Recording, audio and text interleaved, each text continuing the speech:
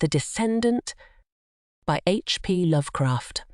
In London, there is a man who screams when the church bells ring. He lives all alone with his streaked cat in Gray's Inn, and people call him harmlessly mad. His room is filled with books of the tamest and most puerile kind, and hour after hour he tries to lose himself in their feeble pages. All he seeks from life is not to think. For some reason thought is very horrible to him, and anything which stirs the imagination he flees as a plague. He is very thin and grey and wrinkled, but there are those who declare he is not nearly so old as he looks. Fear has its grisly claws upon him, and a sound will make him start with staring eyes and sweat-beaded forehead. Friends and companions he shuns, for he wishes to answer no questions. Those who once knew him as scholar and aesthete say it is very pitiful to see him now. He dropped them all years ago, and no one feels sure whether he left the country or merely sank from sight in some hidden byway. It is a decade now since he moved into Gray's Inn, and of where he had been he would say nothing till the night young Williams bought the Necronomicon. Williams was a dreamer, and only 23, and when he moved into the ancient house, he felt a strangeness and a breath of cosmic wind about the grey, wizened man in the next room. He forced his friendship where old friends dared not force theirs, and marvelled at the fright that sat upon this gaunt, haggard watcher and listener. For that the man always watched and listened no one could doubt. He watched and listened with his mind more than with his eyes and ears, and strove every moment to drown something in his ceaseless poring over gay, insipid novels. And when the church bells rang he would stop his ears and scream, and the grey cat that dwelt with him would howl in unison till the last peal died reverberantly away. But try as Williams would, he could not make his neighbour speak of anything profound or hidden. The old man would not live up to his aspect and manner, but would feign a smile and a light tone and prattle feverishly and frantically of cheerful trifles, his voice every moment rising and thickening till at last it would split in a piping and incoherent falsetto. That his learning was deep and thorough, his most trivial remarks made abundantly clear. And Williams was not surprised to hear that he had been to Harrow and Oxford. Later it developed that he was none other than Lord Northam, of whose ancient hereditary castle on the Yorkshire coast so many odd things were told.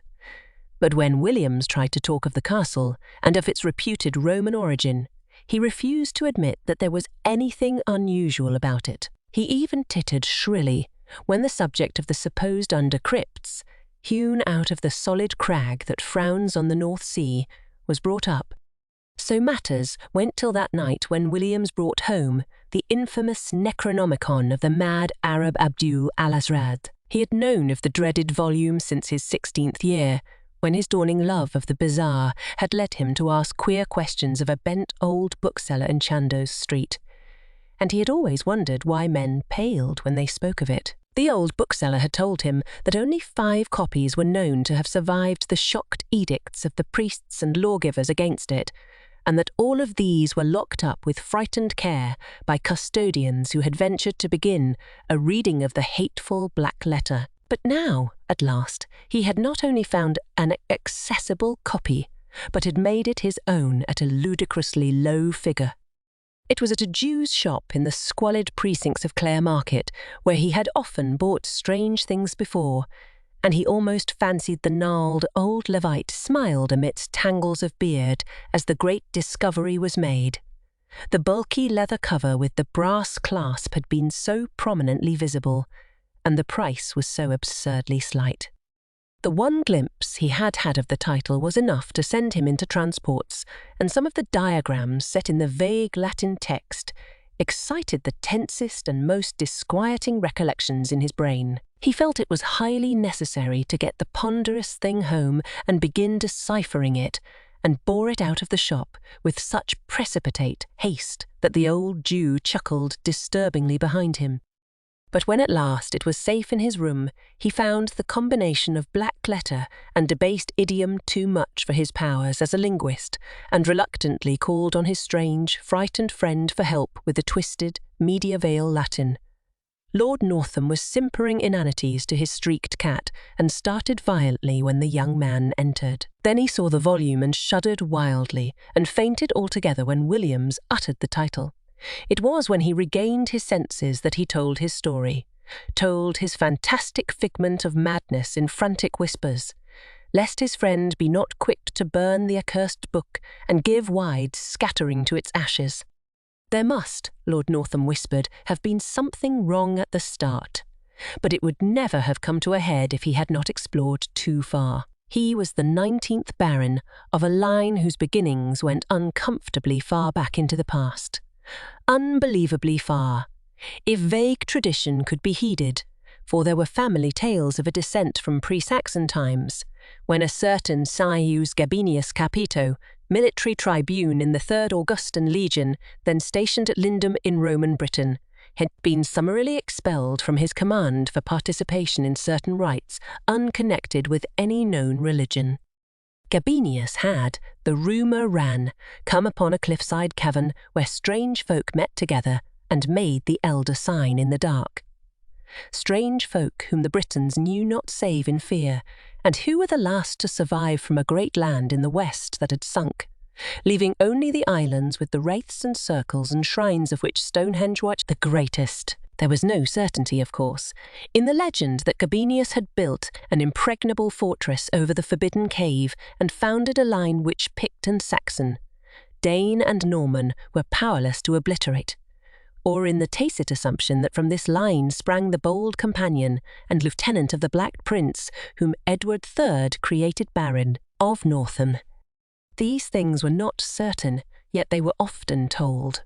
And in truth the stonework of Northam Keep did look alarmingly like the masonry of Hadrian's Wall. As a child, Lord Northam had had peculiar dreams when sleeping in the older parts of the castle, and had acquired a constant habit of looking back through his memory for half-amorphous scenes and patterns and impressions which form no part of his waking experience. He became a dreamer who found life tame and unsatisfying, a searcher for strange realms and relationships once familiar, yet lying nowhere in the visible regions of earth.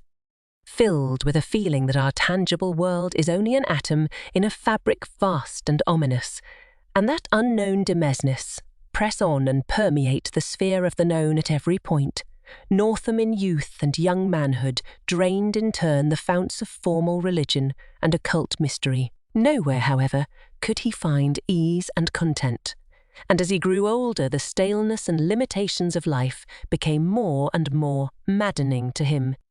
During the 90s he dabbled in Satanism, and at all times he devoured avidly any doctrine or theory which seemed to promise escape from the close vistas of science and the dully unvarying laws of nature. Books like Ignatius Donnelly's chimerical account of Atlantis he absorbed with zest, and a dozen obscure precursors of Charles Fort enthralled him with their vagaries. He would travel leagues to follow up a furtive village tale of abnormal wonder, and once went into the desert of Araby to seek a nameless city of faint report, which no man has ever beheld.